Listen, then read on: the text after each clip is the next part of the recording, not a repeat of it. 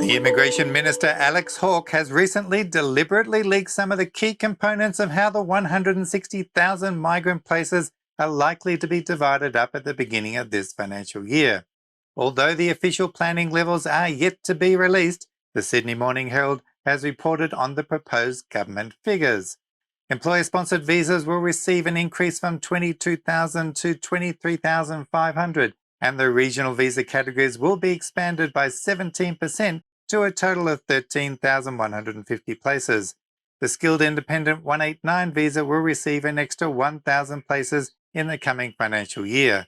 The Business Innovation visas, which increased dramatically during the COVID pandemic this financial year to 13,500, will be cut to 11,000 places in the coming financial year.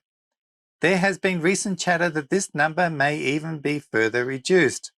The Global Talent Visa, which was hailed as the premier skilled attraction to this country, is actually getting reduced from 15,000 down to 11,000 places. Perhaps the minister has realised that whilst high flyers are always an asset, you can always have too much of a good thing. So when will those offshore waiting hopefully to have a chance applying for a visa finally get to come to Australia? I get asked all the time about offshore applicants who have lodged their PR visa already, predominantly applicants for the 190 visa, who have applied more than a year ago and still waiting. One of the many tasks that overseas embassies undertake in the processing of offshore applicants is to use local staff to verify applicants' work experience claims. Many offshore applicants do claim overseas work experience in their applications. Due to the pandemic, these tasks may have been significantly curtailed, and this will result in major delays in visa applications. Or perhaps it is the Immigration Department that is deliberately putting a hold on the processing of these applications so they don't have to deal with more permanent residents stuck outside of Australia. Although entry into Australia is limited with caps on entry numbers, permanent residents do not need travel permission to enter, you just need permission if you want to leave Australia. As far as international students go, it is likely a small number, already vaccinated number, may be welcomed towards the end of this year, but most likely they will probably face a mid-year 2002 wait.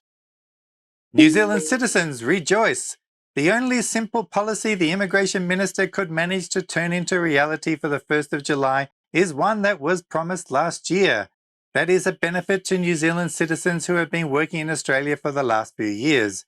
Instead of needing evidence of meeting the requirement minimum salary for 4 years, they only need to demonstrate 3 years to be eligible for the 189 visa. The minimum income level is currently set at $53,900.